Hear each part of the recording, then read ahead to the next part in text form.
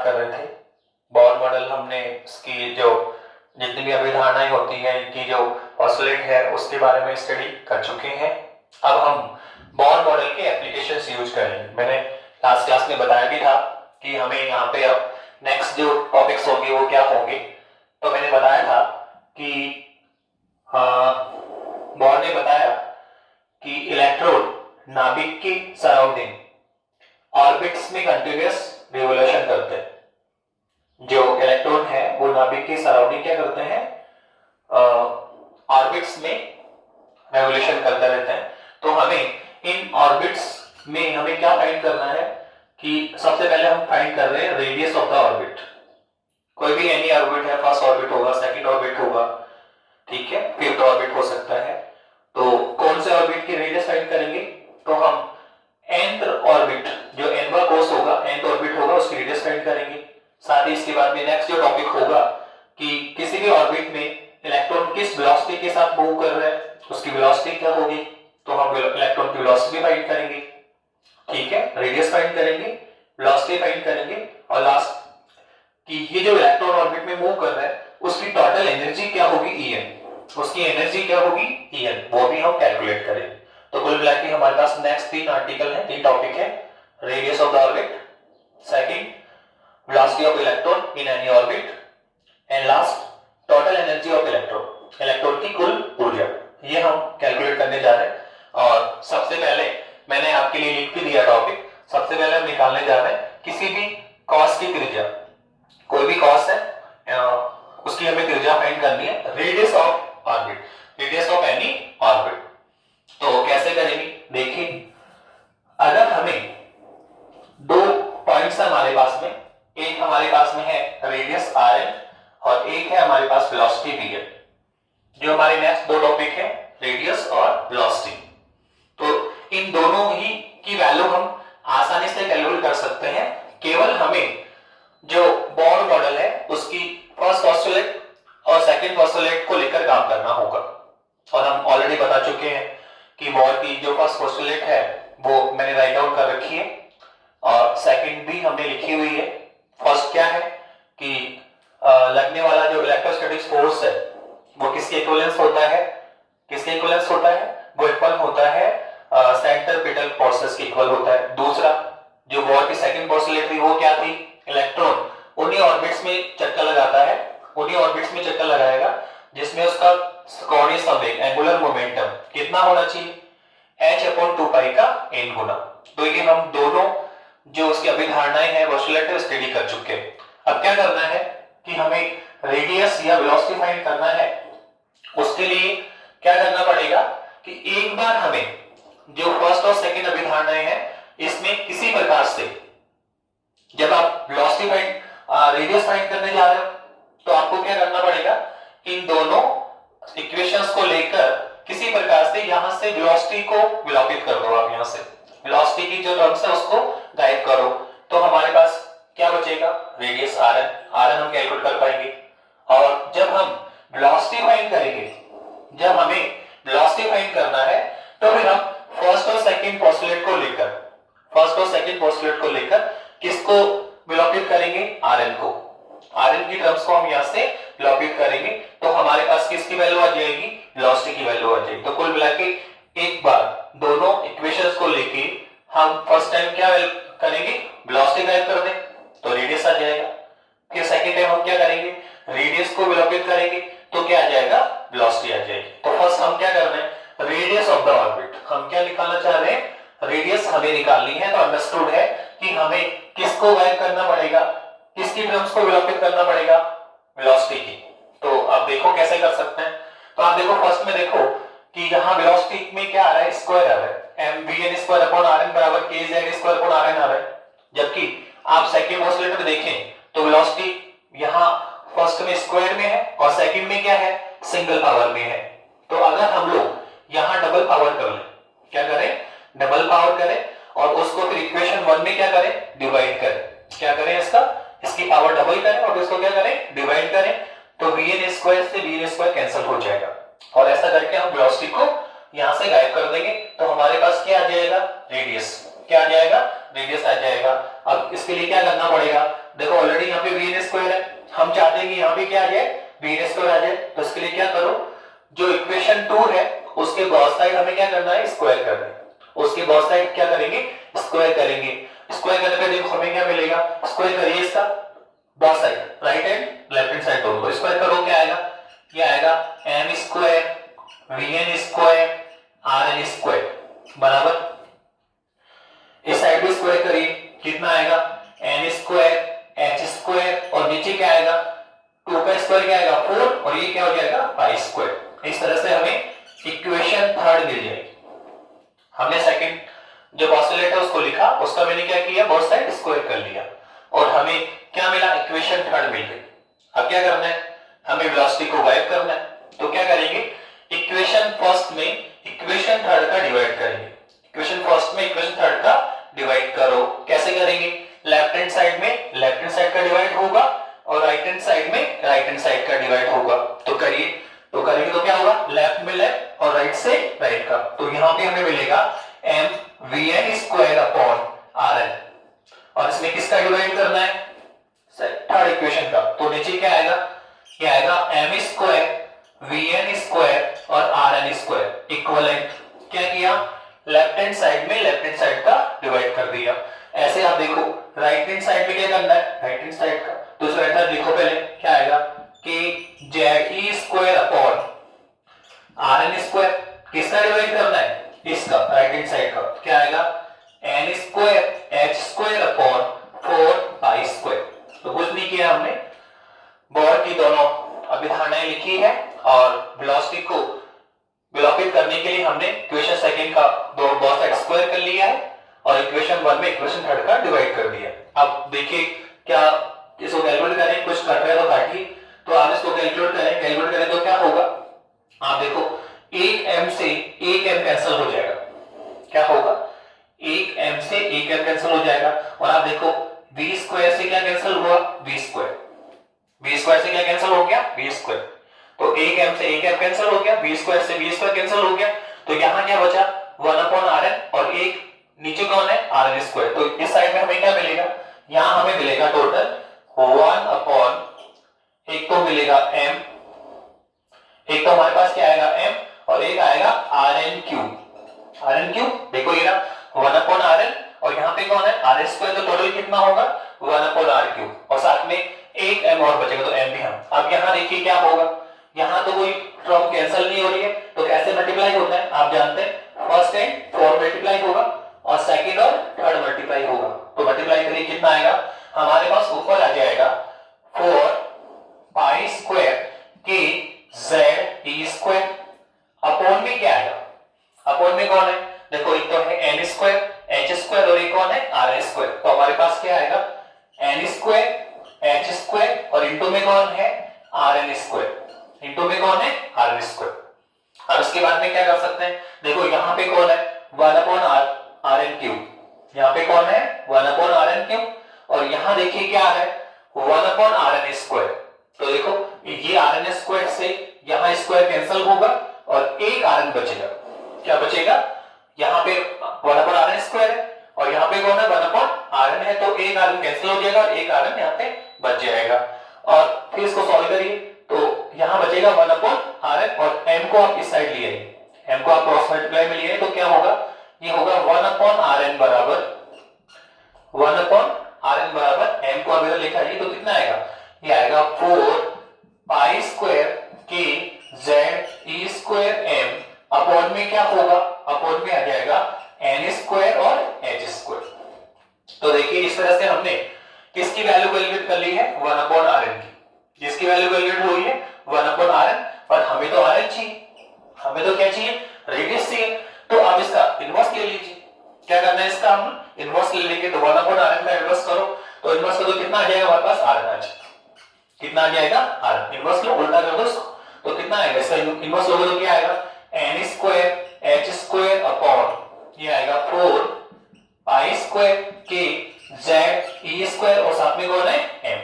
तो equation number 4, equation number 4, equation 4 क्या है, radius of orbit, radius of the orbit. कौन सा ऑर्बिट है, तो आप देखें हमारे हमारे पास फर्स्ट ऑर्बिट भी होता है, सेकंड भी होता है, थर्ड भी होता है। फर्स्ट ऑर्बिट होगा तो रेडियस होगा r1, सेकंड ऑर्बिट की रेडियस कितनी होगी r2, थर्ड की कितनी होगी r3। हमने किसकी वैल्यू निकाली, rn की। तो ये है nth ऑर्बिट की रेडियस, nवे कोस की त्रिज्या है ये। यहाँ पे आप n का मान क्या राइट डाउन करें, 1 करेंगे तो क्या आएगा r1, क्या करेंगे 2 तो क्या आएगा r2, क्या करेंगे 3 तो क्या आएगा r3। तो हम ये जो इक्वेशन 4 है ये हमारे पास एक रेडियस का फॉर्मूला आ गया जिसकी सहायता से हम किसी भी ऑर्बिट की रेडियस फाइंड कर सकते हैं। अब थोड़ा सा हम क्या कर सकते हैं, इसको सिंपल फॉर्म में लेकर आ सकते हैं, इसको हम लोग सिंपल फॉर्म में लेके आ सकते हैं, सिंपल टर्म्स में लेकर आ रहे हैं। तो आप देखो यहाँ पे क्या है, अगर हम यहाँ पे थोड़ा सा इंडिकेशन देखें तो यहाँ पे कुछ वेरिएबल, कुछ जो टर्म्स है वो वेरिएबल है और जो रिमेनिंग है वो क्या है, कांस्टेंट है। तो यहाँ देखो वेरिएबल के रूप में केवल दो ही टर्म आ रही है, यहाँ पे वेरिएबल के रूप में दो ही टर्म आ रही है। एक तो कौन, z, ठीक है, परमाणु क्रमांक एटॉमिक नंबर, और एक है n, इसको भी हमने बोला था ये क्या होता है, कॉस क्रमांक, कॉस है क्रमांक, और हम कहते हैं ऑर्बिट ऑर्डर, ठीक है। तो सर z और n, जब भी आप किसी ऑर्बिट का रेडियस फाइंड करेंगे तो यहाँ पे दो टर्म है जो वेरी करती है, एक तो कौन z और एक कौन है n। कैसे, हमने कहा कि हमें रेडियस फाइंड करनी है, तो हमारा पहला क्वेश्चन तो ये होता है कि भाई कौन से एटम में रेडियस फाइंड करना चाह रहे हो, कौन से एटम में रेडियस फाइंड करना चाहते हो, क्योंकि हम जानते हैं कि अगर हम ऑर्बिट की बात करें तो वो हाइड्रोजन एटम में भी होता है, हाइड्रोजन पहला ऑर्बिट, हाइड्रोजन में दूसरा ऑर्बिट, हाइड्रोजन में तीसरा ऑर्बिट।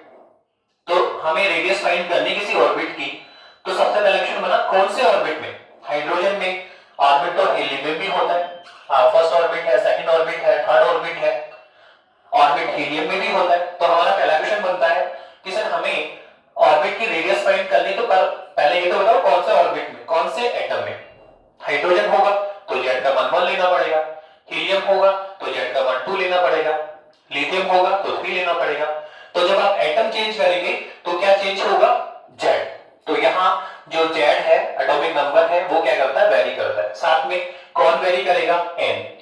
कौन वेरी कर रहा है, n। सर n कैसे वेरी करेगा, जैसे हमने कहा कि हाइड्रोजन में हमें ऑर्बिट का रेडियस निकालना है, हमने क्या कहा, हाइड्रोजन परमाणु में हमें क्या करना है, ऑर्बिट का रेडियस निकालना है। तो फिर हमारा सेकंड क्वेश्चन ये बना कि सर आपने एटम डिसाइड कर दिया कि भाई हाइड्रोजन में हमें ऑर्बिट की रेडियस निकालनी है, पर हाइड्रोजन में सर कौन से ऑर्बिट का रेडियस, हाइड्रोजन में तो फर्स्ट ऑर्बिट भी होता है, सेकंड ऑर्बिट भी होता है, थर्ड ऑर्बिट भी होता है। जब आप फर्स्ट ऑर्बिट निकालोगे तो क्या निकालना पड़ेगा, r1, जब सेकंड ऑर्बिट निकालोगे तो क्या निकालना पड़ेगा, r2, जब आप थर्ड ऑर्बिट में आओगे तो ये क्या निकालना पड़ेगा, r3। तो आप देखो कि एक ही एटम में जब इंसर्ट जाएंगे तो हमें रेडियस फर्स्ट ऑर्बिट की निकाल सकते हैं, सेकंड की भी निकाल सकते हैं, थर्ड की भी निकाल सकते हैं। तो यहाँ कौन वेरी करेगा, n। अगर फर्स्ट ऑर्बिट की निकाल रहे हो तो कॉस का मान कितना होगा, 1, जब सेकंड ऑर्बिट में जाएंगे तो n का मान कितना आएगा, 2, और थर्ड में जाएंगे तो क्या होगा, 3। तो आप देख सकते हैं कि हम जब एटम वेरी करते हैं, हाइड्रोजन, हीलियम, लिथियम, तो क्या वेरी करता है, z। और एक ही एटम में जब आप ऑर्बिट चेंज करेंगे, फर्स्ट ऑर्बिट है, सेकंड ऑर्बिट है, थर्ड ऑर्बिट है, तो क्या वेरी करेगा, n। तो ये दो टर्म्स ऐसी है जो यहाँ पे क्या है, वेरी करती है। इसके अलावा h प्लांक कांस्टेंट, ये कांस्टेंट होता है, पाई भी कांस्टेंट है, k भी कांस्टेंट है, इलेक्ट्रॉन का चार्ज ये भी कांस्टेंट होता है, m कौन है, इलेक्ट्रॉन का मास, ये भी कांस्टेंट होता है। तो केवल दो ही टर्म्स ऐसी हैं जो वेरी कर रही है। तो इन वेरिएबल टर्म्स को क्या करेंगे, आप अलग कर लें। इसको सिंपल फॉर्म में लाना तो क्या करना है कि जो वेरिएबल टर्म्स है उनको अलग कर ली, तो अलग निकालो। किस किस को निकालना है, एक तो z को, और एक कौन आएगा, सॉरी ऊपर कौन है, n², तो n² को अलग करना है, और नीचे कौन आएगा, z। ये सब अलग कर लीजिए, वेरिएबल टर्म्स है। और इसके अलावा जितने भी टर्म्स है वो सारी की सारी क्या है, कांस्टेंट है। तो कौन कौन बचा, सर हमारे पास एक तो बच गया h², और नीचे कौन है सर, ये है 4 पाई k, z हमने निकाल लिया, e² और साथ में कौन है, m। e² और साथ में कौन है आपका, m है। तो हमने क्या किया, वेरिएबल को अलग कर लिया और कांस्टेंट को अलग कर दिया, n² z, और इनटू में सारे कांस्टेंट नंबर लिए, ठीक है। अब अगर हम इन सब में वैल्यू फाइंड करें, तो वैल्यू किसकी फाइंड करेंगे, तो आप देखो हमारे पास प्लांट नेता h, प्लांक कांस्टेंट है, के की वैल्यू भी हमें पता है, ई इलेक्ट्रॉन आवेश, एम कौन है मास ऑफ इलेक्ट्रॉन, तो सबकी वैल्यू हम जानते हैं। सबसे पहले हम लिखेंगे प्लांक कांस्टेंट की वैल्यू, तो ये होती है 6.62 into 10 की पावर माइनस 34। किसकी वैल्यू है ये? प्लांक कांस्टेंट की। उसके बाद में पाई की वैल्यू भी हम जानते हैं, कितना होता है 22/7, शॉर्ट में लिखेंगे तो 3.14। इसके अलावा के की वैल्यू भी हम जानते हैं, ये जब हमने गुलामी लॉ डिफाइन किया था तो वहां के की वैल्यू फाइंड की, तो ये होता है 9 into 10 की पावर 9। ये किसकी वैल्यू है? के की वैल्यू है। साथ में ई कौन है?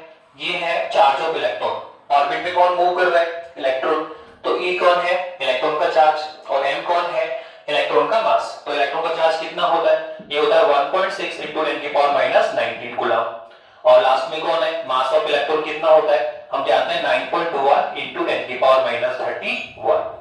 तो आप देखिए, अगर हम ये सारी वैल्यू इसमें पुट कर देते हैं, यदि हम इसमें सारी वैल्यू पुट कर देते हैं तो हमें एक स्टैंडर्ड रिजल्ट मिलेगा। और क्या मिलेगा वो हमें कैलकुलेट होने वाला है। और अगर हम ये सारी वैल्यूज में पुट करेंगे तो हमारे पास ये आ जाएगा, ठीक है, Rn बराबर हमारे पास आ गया, वैल्यू पुट कर दो, ये आएगा हमारे पास n² और ये वैल्यू पुट करो, इसकी वैल्यू कितनी आएगी? ये आएगी 0.529 एंगस्ट्रॉम। तो ये जो हमने रिजल्ट निकाला वो भी रेडियस का ही फॉर्मूला है, ये एक्सपेंडेड फॉर्म में है और इसको हमने सिंपल फॉर्म में लेकर आए। किस में लेकर आए? सिंपल फॉर्म में लेकर आए। इस इक्वेशन नंबर 5, इस इक्वेशन की सहायता से, इस इक्वेशन की हेल्प से हम क्या कर सकते हैं? किसी भी एटम में, कोई भी एनी एटम, कौन है सर? हाइड्रोजन हो सकता है, और कौन है सर? हीलियम हो सकता है सर। कौन हो सकता है? हीलियम हो सकता है सर, लिथियम हो सकता है। तो इस फॉर्मूले की सहायता से हम किसी भी एटम में किसी भी ऑर्बिट का रेडियस फाइंड कर सकते हैं। किसी भी एटम में किसी भी ऑर्बिट का रेडियस फाइंड कर सकते हैं। सबसे पहले हमें एटम डिसाइड करना पड़ेगा कि भाई आप कौन से एटम में काम करना चाह रहे हो। हमने कहा हाइड्रोजन एटम में हम ऑर्बिट का रेडियस निकालेंगे, तो सबसे पहले आप हाइड्रोजन एटम बोल रहे हो तो जेड का मान कितना करना पड़ेगा? 1, ठीक है। तो सबसे पहले एटम डिसाइड करो। उसके बाद में सर एटम में पहुंच गया हाइड्रोजन में, अब आप क्या बोल रहे हैं सर? अब सर हमें को हाइड्रोजन में कौन सा ऑर्बिट? हाइड्रोजन में कौन सा ऑर्बिट? तो हाइड्रोजन में फर्स्ट ऑर्बिट भी है, सेकंड ऑर्बिट भी है, थर्ड ऑर्बिट भी है। तो उस केस में हम किसकी वैल्यू पुट करेंगे? एन की। ये क्या है? ऑर्बिट ऑर्डर होता है कि अगर आप फर्स्ट ऑर्बिट का रेडियस निकाल रहे हो तो एन का मान कितना करना पड़ेगा? 1, सेकंड ऑर्बिट के लिए 2, थर्ड ऑर्बिट के लिए 3। तो कुल मिला के पहले हम जेड डिसाइड करें कि कौन सा एटम में है, और उसके बाद में एन की वैल्यू पुट करें, कितना? 1 2 3 4। तो उस केस में हम क्या निकाल सकते हैं? हाइड्रोजन परमाणु में फर्स्ट, सेकंड और थर्ड ऑर्बिट का रेडियस निकाल सकते हैं, और हम यहाँ पे निकालना भी जा रहे हैं। नेक्स्ट टॉपिक हमारा यही है, radius of the orbit in hydrogen atom. क्या निकालना चाह रहे हैं? नेक्स्ट टॉपिक है हमारा radius of orbit in hydrogen atom. किसमें निकालना चाह रहे हैं? हाइड्रोजन एटम में निकालना चाह रहे हैं। Hydrogen atom.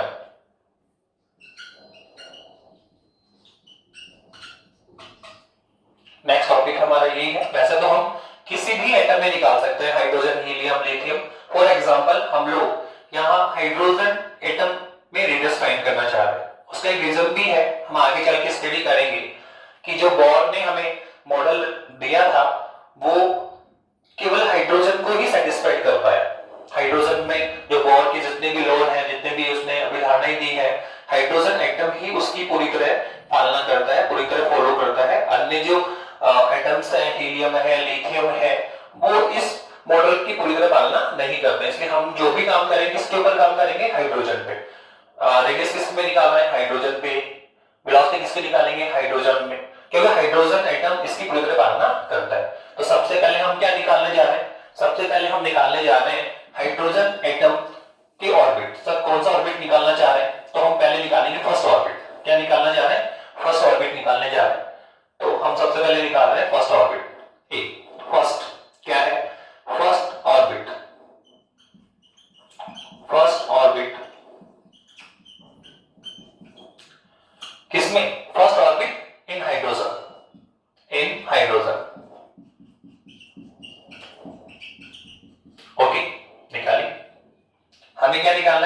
रेडियस निकालना है किसका, हाइड्रोजन एटम में, और किसका, फर्स्ट ऑर्बिट का। तो आप फॉर्मूला लिखो। सबसे पहले हम बोलेंगे कि फॉर्मूला यहाँ पे क्या है, आर एन बराबर हमने लिया भी निकाल लिया, N square upon Z into में 0.529 एंगस्ट्रॉम। क्या लिया, N square upon Z into में 0.529 एंगस्ट्रॉम। ये हमने रेडियस ले लिया। इसमें हमें दो वैल्यू चाहिए, जेड और एन।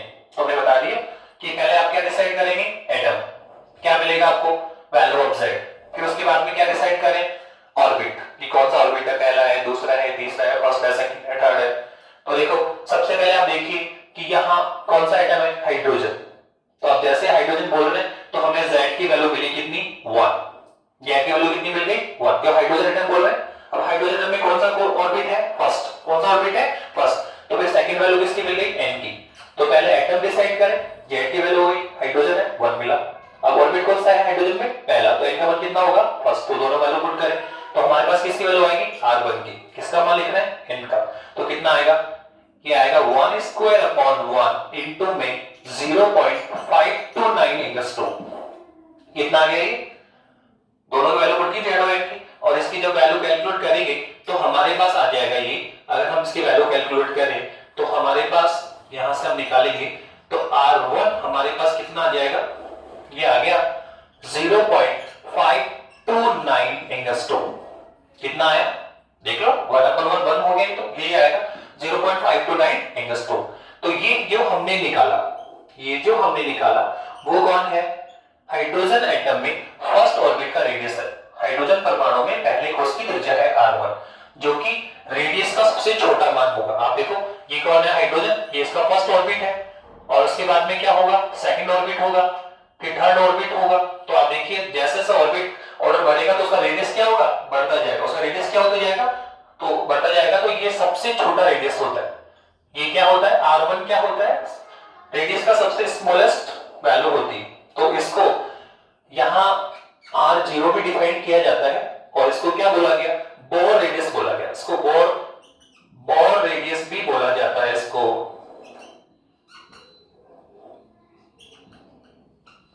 राइट, जो हाइड्रोजन एटम में फर्स्ट ऑर्बिट का रेडियस हमने जब कैलकुलेट किया तो कितना है 0.529 एंगस्ट्रॉम, जो कि रेडियस का सबसे स्मॉलेस्ट वैल्यू होती है, जो कि रेडियस का सबसे छोटा मान होता है।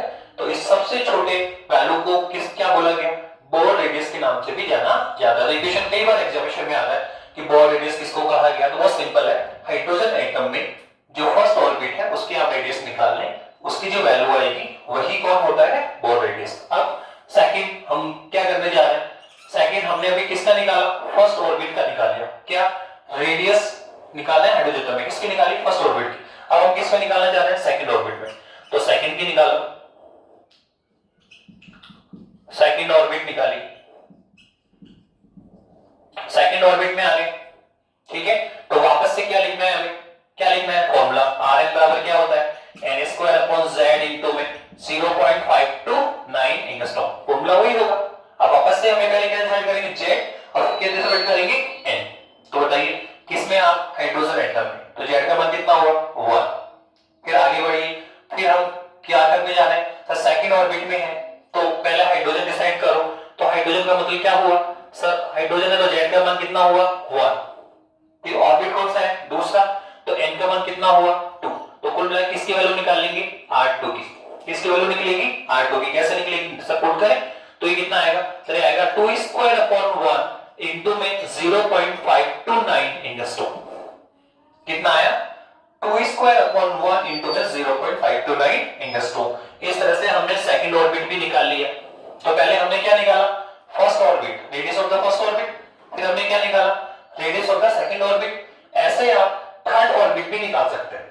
ऐसे आप क्या कर सकते हैं, थर्ड ऑर्बिट भी निकाल सकते हैं। अगर हम थर्ड ऑर्बिट निकालेंगे, यदि हम क्या निकालें, radius of the third orbit निकालेंगे तो कितना आएगा, सर वही सिंपल, कौन है, हाइड्रोजन, तो जेड का मान कितना है, 1।